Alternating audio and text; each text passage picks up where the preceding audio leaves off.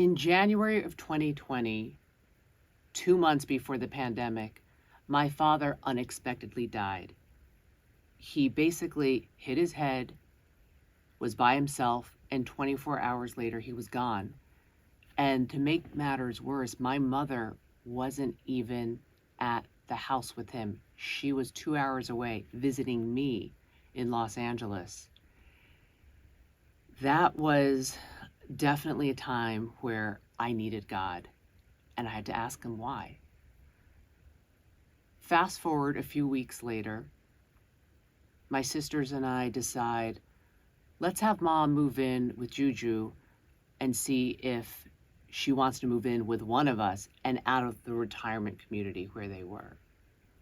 So during this 10-day trial period, mid-March, you know what came next. The world went into lockdown. My mom's 10-day trial run of living with me, my husband, and my son turned into 6 months. But during those hard 6 months of the world wondering, is life ever going to go back to what it was? And am I going to survive this scary virus? My mother and I leaned on each other with scripture.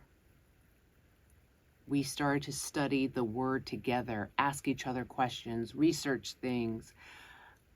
We cast a wide net of believers to help us in our faith walk. We wanted to make sense of why God took away my dad, when he did, how he did, and what are we supposed to do now with our lives? How do we pick up the pieces? It was such a hard time for all of us, but now they say hindsight is 2020. When I look back to 2020, I see all the silver linings. I haven't forgotten about those dark, fearful times, and we should never forget, because so many of us have lost loved ones as a result of that period in history. But I see the silver linings. I had to stop and reevaluate my priorities and really study, how am I living? And do I really want to go back to that? What am I supposed to do now? How do I put one foot in front of the other and come out of this and survive this and grow from it? And that was really my whole, I like to call that when I started crawling towards God. I didn't just kind of wake up and say, all right, God, let me hear you, and start walking with him. I was like a toddler. I was like a newborn learning how to crawl. And I'm only 5 years into this now, so I'm kind of like, I guess, a kindergartner, learning about who God is and why he created me and what my purpose is in this world.